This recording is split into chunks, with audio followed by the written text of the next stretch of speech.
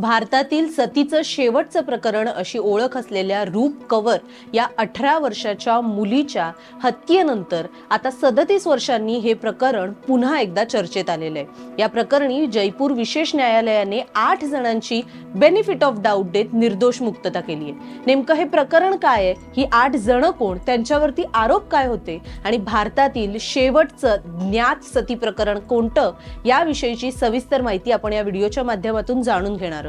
नमस्कार, मी सिद्धी, आपण पाहत आहात लोकसत्ता लाईव्ह। तर रूप कंवर ही 18 वर्षीय तरुणी ती सती गेल्यानंतर एका वर्षांनी या कृत्याच्या समर्थनार्थ किंबहुना असं म्हणूयात गौरव करण्यासाठी एक कार्यक्रम आयोजित केला होता आणि हाच कार्यक्रम आयोजित करण्याचा आरोप 8 जणांवर करण्यात आला होता। खरं तर या कार्यक्रमामध्ये त्यावेळी 45हून अधिक जण हे सहभागी झाले होते, मात्र या 8 जणांवरती पोलिसांनी आरोप केला होता। त्यामध्ये कोण कोण होते यांची नावं आपण आता पुढे पाहूयात। आरोपींची नावं महेंद्र सिंग, श्रवण सिंग, निहाल सिंग, जितेंद्र सिंग, उदय सिंग, दशरथ सिंग, लक्ष्मण सिंग आणि भवर सिंग अशी होती। या 8 जणांची आता जयपूर विशेष न्यायालयाने निर्दोष मुक्तता केलेली आहे। या आरोपींची बाजू मांडणारे वकील अमन चैन सिंग शेखावत यांनी कोर्टामध्ये सांगितल्याप्रमाणे या प्रकरणी अद्याप आदेश आलेला नाहीये। यापूर्वी सुद्धा हे आरोपी जामिनावर बाहेर होते। 37 वर्षांनंतर आता यांची निर्दोष मुक्तता करण्यात आलेली आहे। खरं तर या प्रकरणी जी फिर्याद दाखल करण्यात आली होती त्या फिर्यादी पक्षाने केलेले सगळे आरोप हे केवळ आणि केवळ संशयावरच आधारित होते आणि त्यामुळे या संशयाचा म्हणजेच बेनिफिट ऑफ डाऊट देत या 8 जणांना निर्दोष मुक्त करण्याचा निर्णय जयपूर विशेष न्यायालयाने घेतला होता। दरम्यान आता आपण पाहूयात की रूप कंवर या सती गेलेल्या महिलेचं प्रकरण नेमकं काय होतं। वृत्तपत्रामधून 4 सप्टेंबर 1987 साली एक अशी बातमी समोर आली ज्यामुळे देशाला हादरवून सोडलं। राजस्थानमधील जयपूर जवळ असलेल्या दिवराला या गावामध्ये 18 वर्षीय रूप कंवर नामक एका तरुणीने तिच्या नवऱ्याच्या चितेवरती सती जाण्याचा निर्णय घेतला होता। खरं तर 6 भावंडांमध्ये सगळ्यात लहान असणारी ही रूप ही स्वतः इयत्ता 10वी पर्यंत शिकलेली होती। तसंच सुमेर सिंह नामक एका व्यक्तीच्या मुलाशी या रूपचं लग्न झालं होतं। सुमेर सिंह हे स्वतः सुद्धा शिक्षक होते। 8 महिने रूप आणि तिच्या पतीचं लग्न टिकलं, मात्र या 8 महिन्यांमध्ये इनमिन मोजून केवळ 20 दिवस रूप तिच्या सासरी राहिली होती। एक दिवशी रूपच्या पतीच्या पोटात दुखायला लागलं आणि त्यानंतर जेव्हा त्याला रुग्णालयात दाखल केलं गेलं त्यावेळेला रुग्णालयात पोहोचताच त्याचा मृत्यू झालाय असं जाहीर करण्यात आलं। यानंतर रूपचा देखील मृत्यू झाला। मात्र या मृत्यूचं प्रकरण स्पष्ट करणाऱ्या 2 बाजू सध्या चर्चेमध्ये आहेत। यातील पहिली बाजू काय होती ते आता आपण पाहूया। रूपच्या पतीचं जेव्हा निधन झालं त्यावेळी साहजिकच तिला प्रचंड दुःख झालं होतं, तिच्यावरती दुःखाचा डोंगर कोसळला होता असं म्हटलं जातं।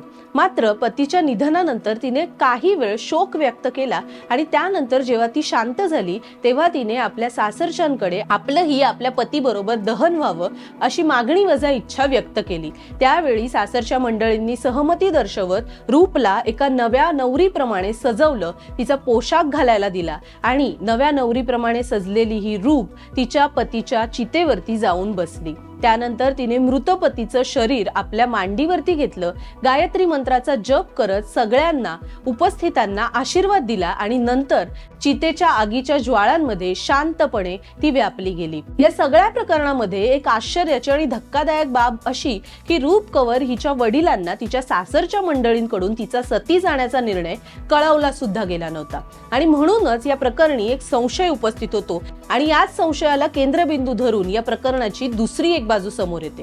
ही बाजू काय आहे ते आता आपण जाणून घेऊया। तर रूप कंवरच्या मृत्यू प्रकरणाची दुसरी बाजू सुरू होते बॉम्बे युनियन ऑफ जर्नलिस्टची शाखा विमेन्स मीडियाच्या 3 पत्रकार ज्यांची नावं होती गीता शेषू, मीना मेनन आणि सुजाता आनंदन, ह्या या प्रकरणाचा तपास करण्यासाठी अभ्यास करण्यासाठी दिवराला येथे पोहोचल्या होत्या। इथे गेल्यावर अनेक स्थानिकांकडून आणि पोलिसांच्या रिपोर्टमधून त्यांनी जी माहिती मिळवली त्यातून एक धक्कादायक सत्य समोर आलं। खरं तर ज्या वेळेला रूप कंवर हिच्या पतीचं निधन झालं होतं तेव्हापासूनच तिच्या सासरच्यांनी शेजाऱ्या पाजाऱ्यांनी रूपला सती जाण्यासाठी तयार करायचा प्रयत्न सुरू केला होता आणि जेव्हा खरं तर रूपला याबद्दल माहिती कळली तेव्हा तिने तिथून पळ काढला आणि ती जवळच्या एका शेतामध्ये जाऊन लपली। दुर्दैवाने तिथल्या ग्रामस्थांना रूप कुठे याबद्दल माहिती कळली आणि त्यांनी त्या शेतामध्ये घुसून रूपला तिथून बाहेर खेचत आणलं, ओढत आणून तिला नवीन नवरीप्रमाणे सजवलं आणि तिच्या पतीच्या चितेवर तिला ढकलण्यात ढकलण्यात आलं.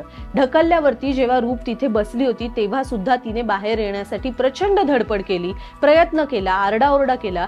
मात्र त्या चितेच्या भोवती तलवार धरून उभ्या असलेल्या युवकांनी रूपचे हे सगळे प्रयत्न हाणून पाडले. स्थानिकांनी दिलेल्या कबुलीप्रमाणे रूप जेव्हा त्या चितेवरती अडकली होती त्यावेळेला ती वाचवा वाचवा असं ओरडत होती आणि त्यावेळेला तिने जो हात वर उंचावला होता तो खरं तर ग्रामस्थांनी चुकीच्या पद्धतीने ती आशीर्वाद देतेय असं म्हणत असा समज करून घेत चुकीच्या पद्धतीने सगळ्यांसमोर आणला.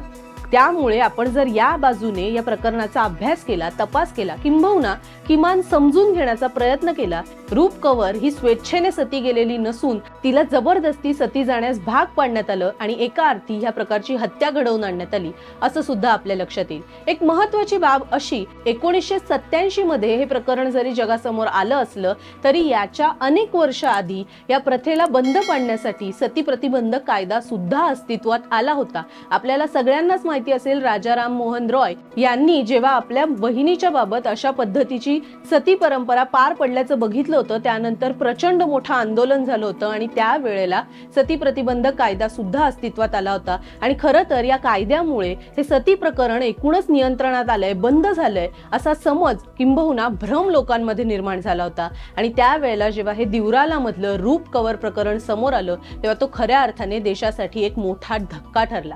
पण त्याही पेक्षा एक अत्यंत गंभीर आणि चिंताजनक बाब अशी की स्वातंत्र्यानंतरच्या काळामध्ये राजस्थानमध्ये अनेक सतीची प्रकरणं वाढत होती. किंबहुना रूप कंवर हे सुद्धा देशातील 38वे सती प्रकरण होतं.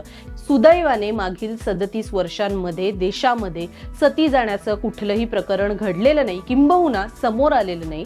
त्यामुळे रूप कंवर हे देशातील शेवटचं ज्ञात सती प्रकरण ठरलेलं आहे. तुम्हाला ही माहिती कशी वाटली हे आम्हाला कमेंटमध्ये नक्की कळवा. या प्रकरणाविषयीची आपली प्रतिक्रिया सुद्धा आम्हाला कमेंटमध्ये वाचायला नक्की आवडेल. तसंच आजपर्यंत देशामध्ये सती परंपरेला संबंधित झालेली वेगवेगळी आंदोलनं, आव्हानं, महिलांसाठी घेण्यात आलेले निर्णय, कायदे याविषयी जर आपल्याला सविस्तर माहिती जाणून घ्यायला आवडणार असेल तर आम्हाला ते देखील कमेंटमध्ये नक्की सांगा. त्यानुसार आपल्या आवडीचा व्हिडिओ आपल्यापर्यंत घेऊन येण्याचा आम्ही लवकरच प्रयत्न करू. अशाच नवनवीन विषयांवरील व्हिडिओ पाहण्यासाठी लोकसत्ताच्या YouTube चॅनलला आवर्जून सबस्क्राईब करा. पाहत राहा लोकसत्ता लाईव्ह.